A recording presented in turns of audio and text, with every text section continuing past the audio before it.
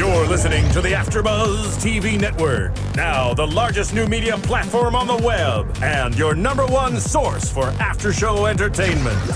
Very good, Keith. Johnson.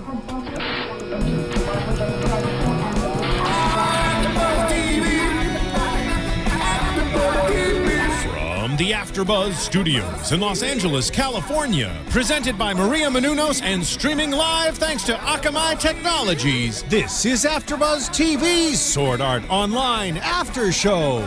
We'll break down tonight's episode and get you all the latest news and gossip. And now, another post-game wrap-up show for your favorite TV show. It's AFTERBUZZ TV's Sword Art Online After Show. Hey there, AFTERBUZZ fans. We are here to talk about Sword Art Online today. Murder in the Safe Zone. I'm your host, Megan Salinas. Joining me on the panel today is Katie Cullen. Hi, all my buddies. And Tari Miller. Yoroshiku. How do you do that? It's like my favorite part. My favorite part of every panel is just introducing Tari. Hear what he has to say. Magic. Do it again. It's wonderful. Do it again. Yoroshiku. Yeah. Well done, sir. Liz Rishmawi can't join us today. She's under the weather, so please feel free to tweet her and wish her better, wish her well.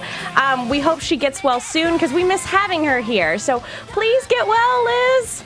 We love you, Liz. Come back. Feel better. All right, but before we get started today, we wanted to talk to you real quick about Maria Menounos' new book, The Every Girl's Guide to Diet and Fitness, which is super great. It came out this Tuesday, so it's got tons and tons and tons of recipes and exercise tips. We mentioned last week it has lots of words and lots of words and pictures. Solve murder.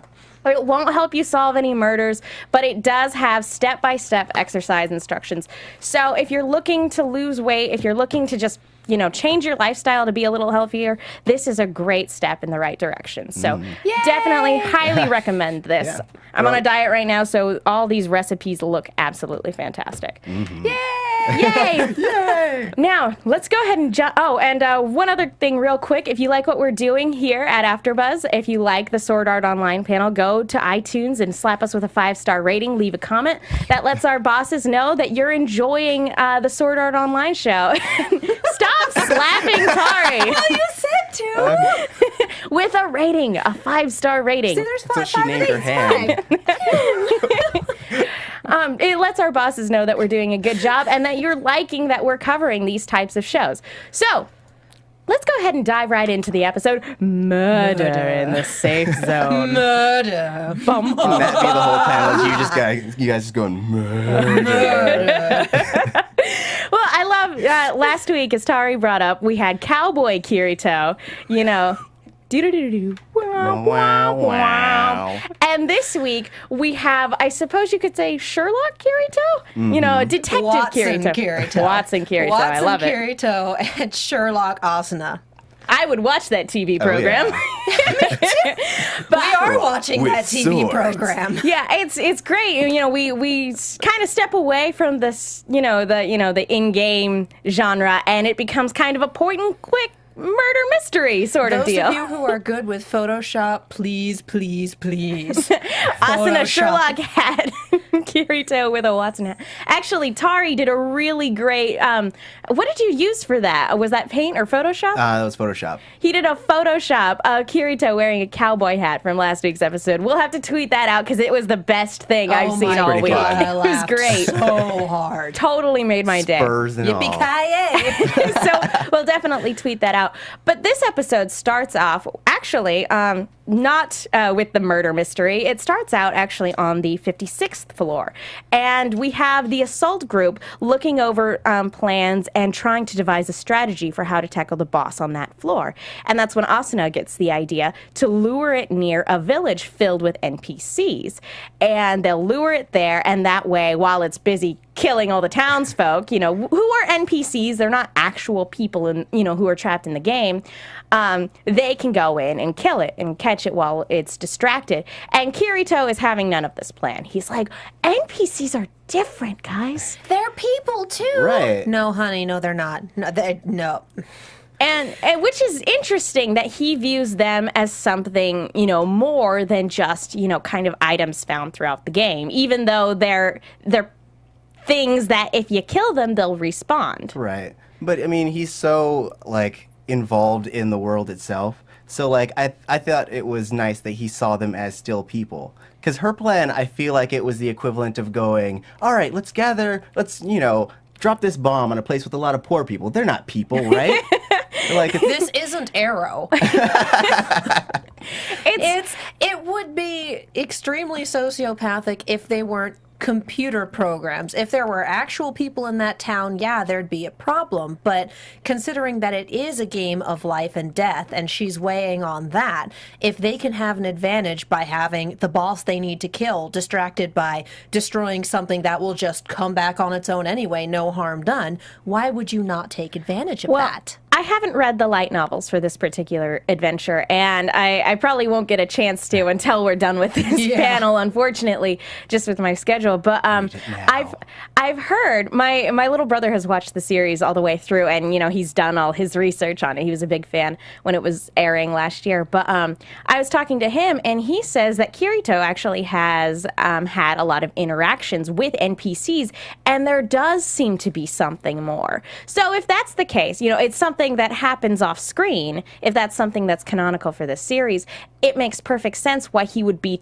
completely uncomfortable with this plan. Unfortunately, that's context that we don't have because nobody saw fit to put it in there. So as it is, Kirito just looks like an idiot for valuing the lives of computer programs over the lives of people who are stuck in this godforsaken game. And what we also get from this is that he and Asuna seem to be butting heads quite a bit, and that they've been doing it for quite some time. They're not seeing eye to eye on a lot of issues, and that's causing a lot of arguments and a lot of problems within the assault team. And we also find out that she has joined the Knights of the Blood Oath and is second in command. She took his advice. Yeah. And what's great, too, is that we also get to see Klein and Agiel. They are also members of the assault group, and even though we don't really get anything from Klein, we get stuff from Agiel in this episode, and it's wonderful to see him again. So awesome. It was just great watching this, and Kirito saying, well, who'd have thought that she'd go and join a guild and become the most powerful players? And Megan and I are watching it going, called it! Hands up, we totally. Just like, how did we not see that coming? Yeah, right? She's in the opening, guys. Of course she's going to be powerful. So is Sachi. Oh. Sachi! You just go and rip the Band-Aid off, Katie. We just came from the Attack on Titan panel. Doesn't mean it hurts any less. Band-Aids left after that. Well, anyway, again, another bit of context from the light novels that we don't get is that supposedly this argument escalates into a duel. And so, again, we don't necessarily focus on that, but we skip ahead 2 floors, and they're on the 59th floor after the opening, and Kirito is lying back and taking a nap. In the shade of a tree outside on a beautiful spring day. It's all very shonen protagonist. Oh, yeah, this is taking place March at the beginning, and then this right now is taking place in April of 2024. Oh, gosh, they've been in this game for so long. Like, what, 2 years at this point? About a year and a half. Oh, my gosh. About a year and a half in this game. And nobody's caught this guy. Good at hiding. I'm still not past that. If they can solve this mystery, maybe they can solve the mystery of where Akihiko is. Right. You'd think the police would do it. They get actual Sherlock Holmes on this case. Come on. Where Bring an are L. you? Oh, I'm so There are sad. other things going on in Japan that need Elle's attention right now. Oh gosh, could you imagine if these two things are happening at the same time? The plot of Death Note and the plot of Sword Art Online. Awesome. No, that's something. I mean, my they brain don't. Just broke. Let's continue. Yeah. Japan would be like the worst place in the world to live. If you'd like to be a magical girl, I'm sure that's probably happening at the same time too. Oh, Madoka? Oh, I was thinking Sailor Moon, but hey, if we want to add some that's right. murder into the mix, The let's reboot have is coming Madoka up. too. too. Anyway, we're getting off topic. Fantasies aside. Asuna comes up and she's like, "What are you doing, you lazy? You other people are working their butts off and you're sitting here lying, in the shade." And he's like, "Look, this is, statistically speaking, this is going to be the nicest day on this floor. It would be a complete waste to waste it, toiling away somewhere. Right. Feel the wind, feel the sun." And my job doesn't work like that. He makes some interesting observations. For one, they can feel the breeze, they can feel the sun. That solidifies the suspicion in my mind that they can feel pain in this game. Or he's deluded. Well, one of the two. I'd buy either of them. I would buy either theory. Well, They're I'd both assume equally that it was plausible. like psychosomatic. Like they Yes. feel it because they want to feel it. I mean, their brain is in this system, so I mean, essentially, it could adapt to be like, all right, now I feel. It could be, but if they can feel things, that has a horrifying implication for when people get murdered in this They did world. establish in the first episode that they can't feel things. Well, that was- Klein reacts when he's been hit as though he can feel it. We've even though he talked goes, about "Oh, wait, this I can't." before. We've talked about this before, but that was before Kayaba Akihiko trapped them in the game. I think the rules have changed. If I'm wrong, please feel free to tweet me or comment on YouTube. Please let me know that I'm wrong, because I feel really bad knowing that these people feel when they get killed. Keep But it PG. don't spoil anything. Please don't spoil anything. Spoiler-free comments. Please. This is the first time we're going through the series for me and Katie. Tara, you've already seen through. Yes, ma'am. But yes, tweet us, let us know. Anyway, moving on. So Asuna does sort of see it his way, and as he kind of dozes off to sleep, she also decides to take a nap.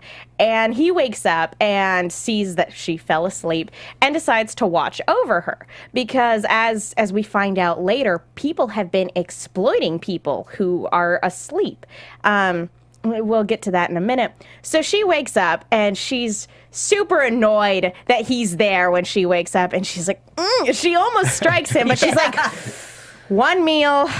You get one meal for watching over me, and then that's it. Because as we know, their arguments have escalated to the point of a duel. Right. They, clearly they're not on the best of terms, even though we don't get to see this develop. So again, it is a problem. I know. I'm acknowledging that. We've spoken about this a little, and I will speak about this at the end of the show. I have issues with the writing choices here, but plot first. Anyway, plot first. So they go down to the 57th floor, and they're at a tavern, and that's when we get how people are exploiting other people. There's this thing called the duel system, where it's supposed to be a test of strength, but player killers are using it to their advantage to kill people even within a safe zone. And that people who are falling asleep, they are susceptible to these player killers using their hand to click OK to a duel request. Right. It's a And fatal then- version of stop hitting yourself, basically. Pretty Right. much. And so they get these sleeping players to agree to a duel, murder them, and then take all their stuff, I imagine. The thing I thought was weird is that wouldn't they wake up while they're being murdered to death? Not necessarily. Murdered to death? Because, yeah. If your levels are disparate enough, if there's a big enough gap, and if you get a good enough hit, and they're obviously not defending themselves in any capacity, I can see some one-hit kills happening. I guess I can so. definitely see this going down with higher level player killers taking out lower level players who have survived this long because they've waited for the assault team to clear everything before going up on floors, Right. or because they've banded together. So I can totally see them picking on weaker players and killing them in one hit. All right. New I and can see it creative that way. ways to murder online. What a Yeah. great game. And we've seen in previous episodes that people can be killed in one hit, It's you know, true. depending on what your level is and everything like that. So it's very conceivable that people are, getting exploited in this way, but that this seems to be a new way that people have figured out that they can murder one another, which is terrible, because in the safe zone, This is what they're focusing on. You could join the assault team, you could try to get out, you could work on getting out of this game in real life, but no, let's figure out new ways to kill other people. it seems very Faith in humanity short-sighted. destroyed. It's very short-sighted in the grand scheme of things. Anyway, so while they're sitting here talking, we get a couple people actually who recognize Asuna. You know, she's sort of famous at this point for being second in command of the Knights of the Blood Oath, and she has a nickname, the Lightning Flash. Ooh. And then we also have people going, who's that shady guy in the coat that she's in? When last episode we had, he's the Black Swordsman. Yeah, so it's very interesting who recognizes Kirito as a beater and who thinks he's just some shady guy hanging out with famous Asuna.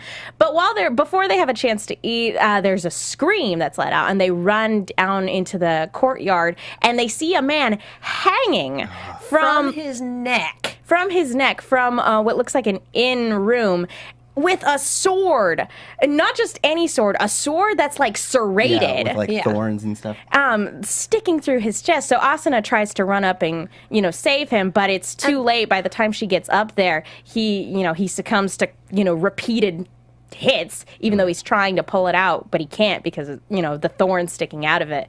It's barbed, so you try to pull it back and it sticks. And it's not like he has the leverage to pull it out. This was one of the more brutal things. Thank goodness there's no blood in this series, but this was one of the more brutal scenes that we've seen in this. Probably the most brutal thing that we've seen so far, because he's trying to pull it out, for like a solid minute before he finally dies. It takes him. We get at least 10 or 15 seconds of him freaking out, struggling to breathe, trying to pull it out, and the audience going, before he finally disappears into nothing. Which, longest 15 seconds of this show so far. And then when the sword falls, and he disappears and the sword falls, we see that, the rope was a noose. And the only way this could have been committed in the safe zone is if it was a duel. So Kirito, right on top of things, is like, everybody look for the winner icon. But there's nothing to be seen. So he and Asuna decide to put their grievances aside for the time being.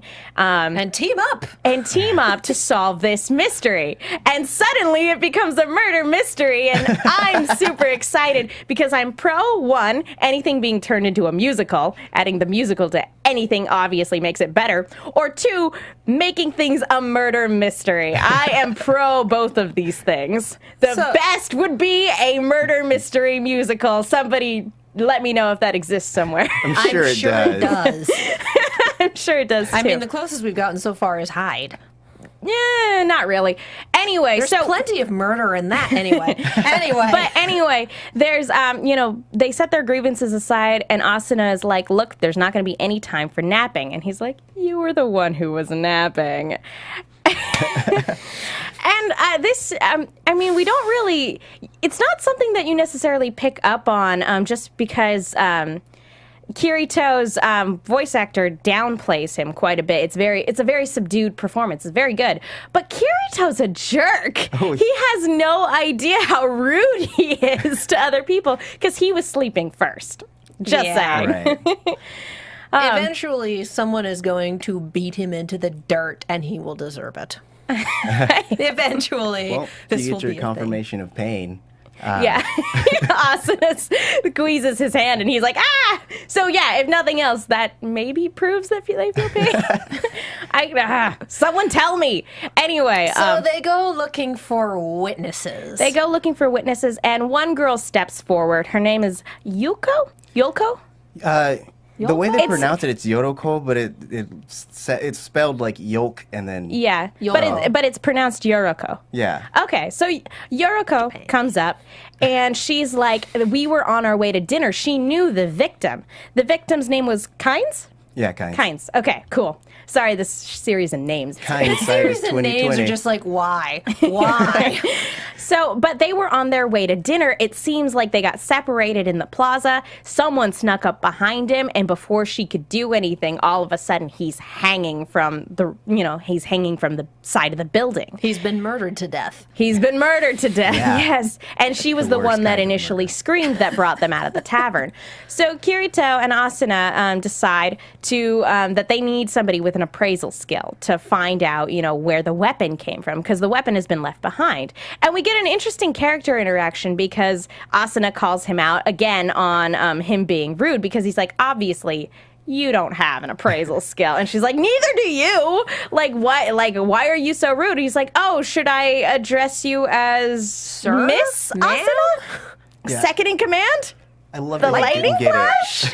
And in the Japanese version, I don't know if he's been addressing her with an honorific or just as Asuna. Or if it's the wrong honorific, or if it's Right. nuances, Do you know, linguistic nuances. I don't. I was gonna rewatch it in the Japanese to see, but I watched that particular scene in Japanese again, and when he's naming off all these different titles, he's trying different honorifics. Oh, is he? At one point, he tries, the second in command and like add Sama at the end of it. And she's just giving him this look, this like, you're dead to me look. But Right. finally she just kind of brushes it off and just goes, just call me Asuna. It's, way quicker that way. well, I like that he wasn't doing it like in his mind. He wasn't doing it to be a jerk. It was just like, did I do something wrong? Like I don't understand social interaction. I'm confused. Yeah. How do I people? There are times where I'm like, Kirito, you're such a jerk. But then scenes like this where it's like, no, he legitimately doesn't understand when he's being rude and when he's not. Yeah. And there's an earnestness there that's kind of endearing, but you're like, you're still an idiot. 15-year-old boys. But anyway, so they decide to go see Agio, who has a shop set up on the 50th floor. Buy cheap and sell cheap. That's my motto. Sure it is. It sounds like he scams some of the newer players. Oh, I'm sure he does. But anyway, so they go down there, and Agil's first reaction is, what are you doing with Asuna? I thought you two hated each other's guts. Super subtle, Agil. At Right. which Super point, subtle. he pulls Kirito halfway over the counter, puts him in a headlock, and has this really hairy, what are you doing hanging out with her? I thought you guys hated each other. It's like, You're supposed to be a solo player. subtle! So subtle! Agil is many things. Subtle is not one of them. Right. But it's great to see him again. I love that he's become a recurring character. I He's want so him much to be fun. the main character. I I hope would watch a show focused around That would be Agil. great. he would. I me that hope we mad. get more of him in the episodes to come. He's but in basically, the opening, yes, he is. He's which in means nothing in the show. the show. Nothing. But it's nice to see him again, and it's nice to see he and Kirito have apparently become friends off screen. I really wish we could have seen that develop, but it's just nice to see him. So anyway, moving on. He, with his appraisal skill, is able to determine that it was created, the sword is called Guilty Thorn. And it was created by somebody named Grimlock, who the name doesn't mean anything to him. He's not a well-known blacksmith. But it sure sounds like a villain name. Yeah, seriously. Very Anime much. villain, Grimlock. And Guilty Thorn, or the Thorn of Sin, it's a very interesting name for a sword. It sounds like for something that is now a murder weapon. Someone it's a very was listening interesting to Evanescence title. while they named it. I suppose Or so. Within Temptation or something. Anyway, so Kirito's about to try it out on himself when Asuna stops him and goes, "You're an idiot. Agil, hold on to this, because clearly this guy can't be trusted. He's going to stab himself." I actually wanted to see what was going to happen. Like if it was just going to bounce off his hand or if it was going to actually go through. Well, we've seen from the last episode that, it takes a lot to take Kirito down, but she's absolutely But right. if it's cursed, if it's poisoned, we don't know if there are status effects in this game. One of a million things could have happened with this It sword. could And have what are gone we gonna wrong, do? and he's just gonna stab himself in the hand. So it's really good that Kirito's she was dumb. there to be like, "Don't be an idiot, Agil. Hold on to this. He can't be trusted with sharp objects." He's a solo player and he needs to be babysat. And but again, he's being really reckless. And I'd like to think it's not him, still recovering from, the loss of the moonlit black cats, or if he's It's just only so been over, a year, or which if we he's haven't just seen. so overconfident that it doesn't really matter to him. He's dumb. I'd say it was the Yeah. latter. Anyway, so they decide to go and question Yuriko again, and that's when she decides to tell them the whole story. And she and a couple other people, Kynes, and as we will meet, Schmidt, were all members of a group named Golden Apple. And they killed a monster, and it dropped this rare ring that gives you plus 20 agility. And the group was torn on what to do with it. They were like, okay, do we sell it, or do we keep it for ourselves? Yuriko, Schmidt, and Kynes, that's his name. I was thinking Klein, and I was like, Klein's not in there. Not involved in No. it. But Klein's the Kynes- head of his own little group. I'm in every guild, guys. He has so many friends, unlike Kirito. But they all He wanted has all to of Kirito's friends. They wanted to keep the ring for themselves, whereas everybody else in the guild, including this gentleman named Grimlock and the head of the guild, Griselda, everybody wanted to sell it. So they put it to a vote. It was 3-5, and so Griselda decides to go and sell it. Sadly, she never came back, and nobody ever figured out what happened to her, except that they know that she's dead. They know that she's dead, but they don't know how, and they don't know what happened to the ring after that. And so... And another bit that we get is that she and Grimlock were sort of in-game husband and wife. Not in real life, but in-game they got along as husband and wife. And so this raises a lot of speculation.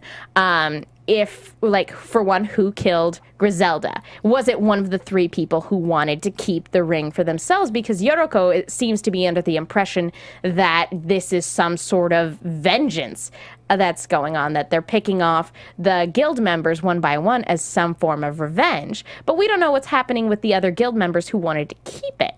Right. So, so it raises a lot of questions, you know, what happened to Griselda and who's doing this and why and how are they getting away with it? Because you have to get somebody in a duel in order to kill them in the safe zone. So it's like, is there a bug that's going on? Has somebody found out a way to exploit some sort of code in the system? Is it like a cheat code? Right. But Kirito kind of rules that out. He's like, no, if nothing else, Sword Art Online puts everybody on an even playing field, so it can't really be something that's in-game unfair.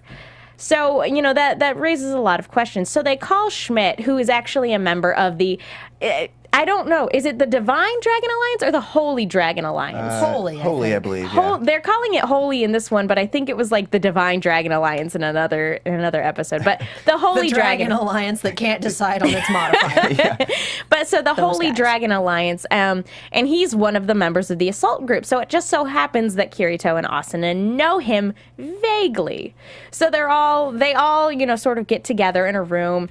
And Yoroko is standing at the very unfortunate location of beside the open smack window. in front of the open window. Yeah, seriously. Is that safe? Yeah, there's a crazed killer on the loose. And I would close the doors. I would bolt the doors, lock the windows, and like close the blinds if I thought somebody was trying to kill me. Right. And then she starts losing her noise about maybe it's ghosts, maybe it's a revenge scheme, maybe she just goes off the rails completely. She has like a full-on panic attack, and like to the point where she thinks that it's possibly Griselda's ghost seeking revenge, which again doesn't really make any sense unless one of those 3 guild members decided to kill her. Wouldn't it be really, really creepy if all the people who died in the game haunted it? Oh my gosh. That'd We've be just great. changed genres. Well, I mean, it's a Now it's possibility. Hellgirl. I mean, in WoW, don't you turn into a ghost after you die and you make your way back to like a save point or something? And I know thought in you just Dark Souls, respawned. in Dark Souls, actually, you're essentially, it's like a race. I don't think it's a race against time before. I've never played Dark Souls, but according to what I hear, you essentially become a zombie if you die too many times. I don't know if that's game over if you just play as a zombie for the rest of the game. Let me know. Right. Well, but this is a game that when you die, fries the person behind it. So if Exactly. there's a program after image that's... I'm going off the rails here. I just Basically- changed us to a horror genre. But yeah, Why not? we don't know what's going on. But as Yoroko is freaking out, all of a sudden she's cut short when all of a sudden a knife flies through the open window and stabs her. She falls out of the window and disappears into bright blue polygons. And then we get our, you know, the ending ending sequence. theme. Right. And so this is our straight up first cliffhanger episode. And we don't get any resolution. We have no idea who's committed this murder. For the longest time, I actually had my money on her being the killer and playing the victim. Right. And now that theory went out the window. Well, I mean, I had that theory as well, mostly because her rant when she was going, it's all our faults, and she essentially, it was kind of like a threat in addition to being a rant. Like, she was blaming everyone in the guild for each person's death going forward. And then she died mysteriously without a duel, without anything else. So I feel like something's up with that, and I think that she might still be around. She might still, like somehow she set it up to make it look like she died. Yeah. But She looked pretty dead. I don't know how you can she fake took a your header death out the is sort window. of That's kind of line. my theory, and I'm fairly certain this is going to be 100% wrong, but this is my pet theory, is that the murderer is someone who is not connected with the guild in any way.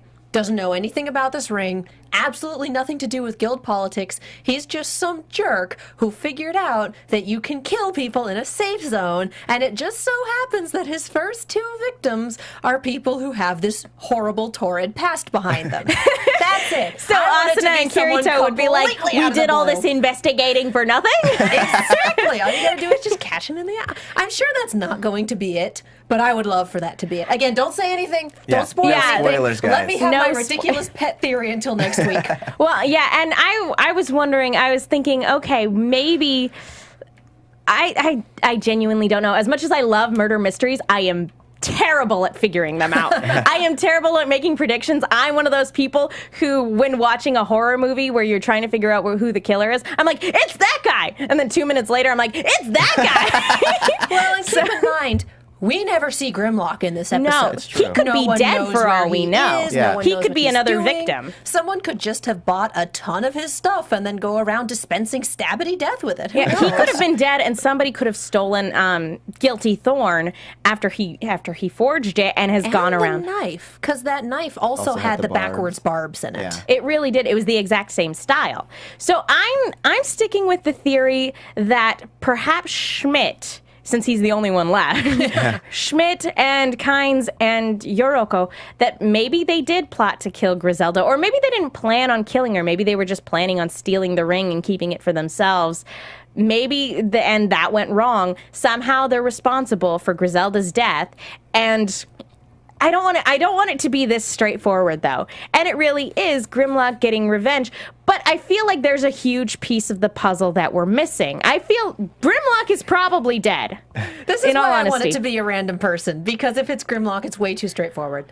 Or maybe Griselda's not dead. Maybe she decided to keep it for herself. No one knows. And it's also possible that somebody just happened to rob her and kill her and go, this is a really rare item. I should kill everybody else who knows about it, and has decided to wipe out the rest of the remainder of Golden Apple. And Benny Hill it away. And although they did bring up that Plus the ring 20 has agility. plus 20 agility, so it's possible that they're using the ring to commit these murders, to go and, but again, how are they doing it without actually getting people to agree to a duel? And agility is more dodging than straight up land speed. It is. Well, unfortunately, As funny as the Sonic the Hedgehog idea is, it's more of a dodging thing. I love that. That all of a sudden this ring, Gotta go it's like fast. Sonic the Hedgehog, and all of a sudden, do. That's the rules. Gotta go fast. And you can run really, really quick for about 30 seconds. Anyway, do you guys have any other speculation about who this is or how it's being perpetrated? Tari, no spoilers. I'm not. I'm. But you can tell us what you thought when you first saw the episode. When I first saw it, I was like, they're not giving enough clues, because every clue that they give, essentially, they're not laying out clues. They're just making us more suspicious of people. Exactly. And, I had assumed that it was Grimlock because his weapon, etc. He's the red herring. Every good murder Right. mystery needs a red herring, and Grimlock is this red herring. You're assuming that this will be a good murder mystery. But I think that wait, no, I have a different theory. Oh, okay. Okay. I think that no one's actually died. That doesn't seem physically possible. I think that because basing I off think of Yoroko and Schmidt or Right. Kynes would disagree with Right. you. but based off of the next episode title, the title alone, which has the something illusionary something or other. Illusionary Avenger, I think. Exactly. I think that it's all smoke and mirrors. So you think that somebody's had some sort of illusion skill which is difficult because magic But doesn't no exist magic. in Right. this game. That they've done some sort of illusion skill is kidnapping these people. Yes. And is plotting their revenge in some other way, shape, or form, or is covering up, their deaths, like maybe they are faking their deaths, and Right. that this way they can get away with the ring without anybody going, oh, well. I still think it's someone completely unrelated and that he managed to grab two people who were embroiled in guild politics. Okay. I like my crackpot theories and I'm sticking with it. All right, well, if those are our theories for the episode, I guess that basically wraps it Talk up about the writing. really quick. We're running Really short on quick. time. Having issues with the fact that we skipped so much. We don't have character development between Asuna and Kirito. We just take it as someone says it that, oh, they're not getting along. Oh, well, this happened, but we never got to see it. Oh, well, Kirito's been taking chances, but we never get to see anything. This episode, I would have expected to be episode 15 instead of episode 5. So we could see all of this Kirito and Asuna starting to devolve into dissent and dissent. just They're arguing throwing a lot. that out there. They're Right. arguing a lot. So we can actually see these relationships develop instead of just taking it on one line of dialogue. Instead of being- oh, this happened. It's poor writing. Instead of being And I- told that they develop, yeah. Exactly. And I don't know if they made the mistake that FMA Brotherhood did and expected that everyone read the light novel. So it's like, you all have context. We're just showing you a pretty animated version, which is awful storytelling. I don't know if they're going to go back and cover things. I don't know if we're going to Yeah, fill in the at this gaps. stage, but it's right tough. now, I'm Yeah. frustrated that we are missing so many puzzle pieces and the story's going on assuming that we have them. Well, I can answer really quickly a couple of those. In that, like, this is a side story from a different volume of the main story. The main story, even from the second or third chapter, takes place around this time. So you start with the initial first episode, and then you jump a bunch of, I guess, a bunch of floors later. So the main novel, because the series as a whole, half of it is in one place, and the other half is in a different place. I'm not saying anything more than that, but Yeah. so they So only have a basically, certain these are a amount bunch of episodes. side quests. Basically, yeah. Okay. Well, it's still tough because these are world building episodes and they're character building episodes for people who don't have that context, and that it does make things difficult. But unfortunately, we are out of time. That wraps it up for this week's episode of Sword Art Online for AfterBuzz. Katie Cullen, where can the people find you? They can find me on Twitter and Tumblr at Kiaxet. That's Kiaxet. I'm also on the Attack on Titan panel. And you can catch me on Twitter at TariJ, that's TaurijAY, and I'm also on the 100 panel. Nice. And you can follow Lizzie Maui at, or you can follow Liz Rishmaui at Lizzie Maui. Sorry, Liz. Like I said, tweet her your get well wishes. And you can follow me on Twitter at The Menguin. That's TheMenguin. I'm also on the Attack on Titan and Turn AfterBuzz panels here on Sunday nights. Thank you guys so much for watching this week's episode of Sword Art Online. We'll see you guys next week. Bye. Later. Yeah. From executive producers Maria Menounos, Kevin Undergaro, Phil Svitek, and the entire AfterBuzz TV staff, we would like to thank you for listening to the AfterBuzz TV network. To watch or listen to other after shows and post comments or questions, be sure to visit AfterBuzzTV.com. I'm Sir Richard Wentworth, and this has been a presentation of AfterBuzz TV. Buzz you later. The views expressed herein are those of the hosts only and do not necessarily reflect the views of AfterBuzz TV or its owners or principals.